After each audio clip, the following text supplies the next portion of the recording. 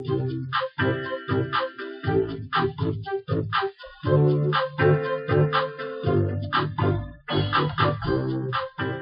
supplies you're going to need to make your casserole cubby: you're going to need 2 yards of fabric, or you can either buy 2 yards of fabric or use leftover fabric scraps.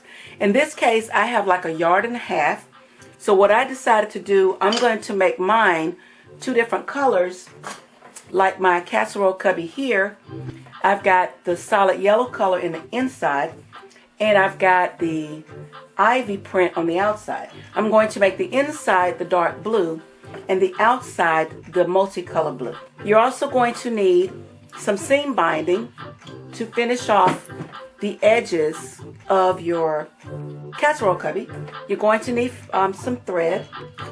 You're also going to need a 1/2 inch dowel, and you're going to need to cut 2 pieces that are 12 inches long.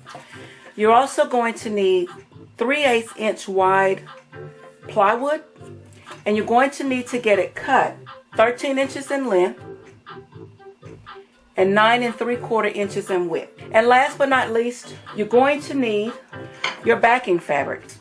You can choose batting or you can use a towel, but what I chose is, you know how you can buy those bedding kits that you get umpteen pieces and they give you this hideous, ugly looking dust ruffle? So rather than throwing away, I'm recycling it, and I'm going to cut the ruffle off, and I'm going to use the padding section to be the inside of my casserole cubby. We're going to start by cutting out the pieces to our cubby. I've made a diagram to show you what you're going to cut out. There is no pattern for this. We're going to cut the inside of the cubby, the part that covers over the casserole. It's going to be 31 inches long and 12 inches wide. The portion of the cubby that houses the handles is going to be 28 inches long and 14 inches wide. We're going to be cutting 1 piece of each in both fabrics because I'm using one as the inside and one as the outside. What I'm going to do is I'm just going to square up my fabric here. I always like to cut the longest piece first, which is our 31 inches. So I know that my fabric is wider than 31 inches because it's double folded. So what I'm going to do, since my 31 inches should be 12 inches in width, and remember there are no seam allowances here, so whatever you see, that's the finished width. So I'm going to measure 12 inches and I'm going to cut my first piece. So I've cut my piece 12 inches wide, and you notice I went all the way to the selvage edges. So I'm just going to open it out. So I only needed 31 inches long, so I'm going to measure 31 inches. And I'm going to cut 31 inches.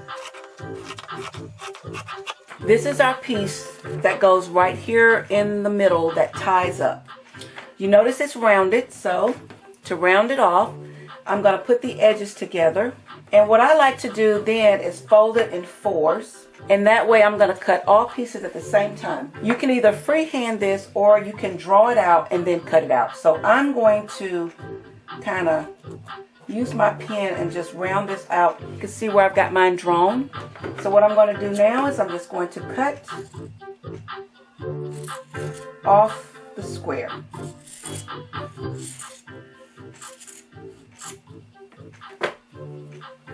And now when you open it up, see how you've got that nice rounded edge? That's what we wanted, the nice rounded edge. Now we're going to cut the handle edge, and it's going to be 14 inches by 28. So now I've cut out my piece that's going to house the handles. So we have to make the little indentation here. So we're going to make this 4.5 inches in depth, and we're going to make these 3.5 inches wide. We're going to fold it over in half. And again, we're folding it in 4s because we're going to be working on both sides at one time. What I'm going to do, because we've got it folded in half, so we're going to measure 3.5 inches from here to the spot we're going to stop. So I'm measuring 3.5 inches, and I'm drawing a little line here. And remember, this is our center, and we want to come 4 inches in depth. So we're going to measure this down, and we're going to put a mark right there. Join the 2 marks. And now we're going to cut it out. And we're going to circle it. now that we've cut out and joined the marks. So now these become this piece, which is our handle piece. So now we're going to repeat this cutout by using these pieces here as a pattern.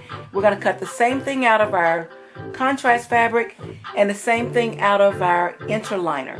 I've already cut out my extra piece for my handle as well as the batting piece to go inside. Remember, this was our pattern, and I simply laid this on my fabric and cut this out as well of my contrast fabric and my batting. I did the same thing for the section that houses the casserole dish, and I used it as a pattern as well. What you're going to do now is you're going to sandwich the batting fabric in between the outer fabric and the contrast, and you want to make sure that the wrong sides are facing each other as far as your fabric goes, and the batting is in between. So when you flip it, you got the right side here and the right side here. You're going to pin through all layers of the fabric.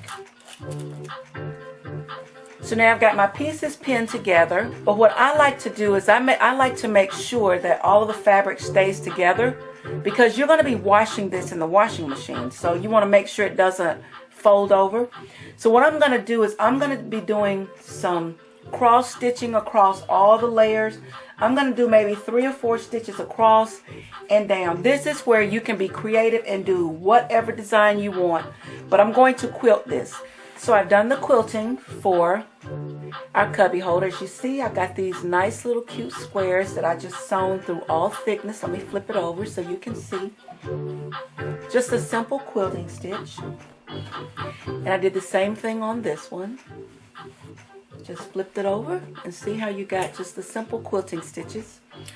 And also, to keep the edges together, I went and I sewed all the way around all the edges on both pieces. Now you want to finish your edges. To finish the edges, I'm using a extra wide double fold bias tape. You're going to take your cover and you're just going to sandwich it in between and then just stitch it down.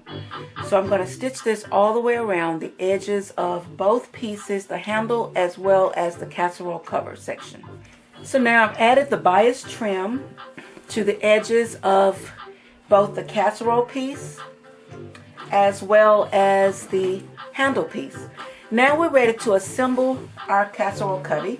And to assemble it, remember, this is our right side, so we're going to flip it over because this will be the inside. Same thing here. Now I always take it and I fold it in half to find the center. Wherever the center is, I take pins and I mark the center on both sides, and then I open it back up. And now I'm going to do the same thing for the center piece. I'm going to fold it up and find the center and mark the center as well. And what I'm doing is I'm taking my pins here and I'm kind of lining them up with the center of the opening here. To test it out, you're going to fold over this center and fold over this center, and then bring the pieces up together. And as you see, looks like to me I've got them pretty centered. This is where we insert our piece of plywood, and the piece of plywood is going to go in the little pocket here. So what you're going to do is I always like to take my piece of plywood and set it there first and make sure that my pieces are matching, and it looks like it is. It's matching up pretty good on the edges. So I've already established where I'm going to sew my leave my opening. So I'm going to put a pin here because this is where the opening goes in. This is the part that flips over, and over here you want one section where the handle is to be left open so you can slide your wood piece in, and that's so that when you get ready to wash it, your wood piece slides out. So I'm going to pin this in place. So now that we've got it pinned, I'm going to slide out. You're going to be sewing in a complete U shape, down, over, and back up, and you'll leave this portion open.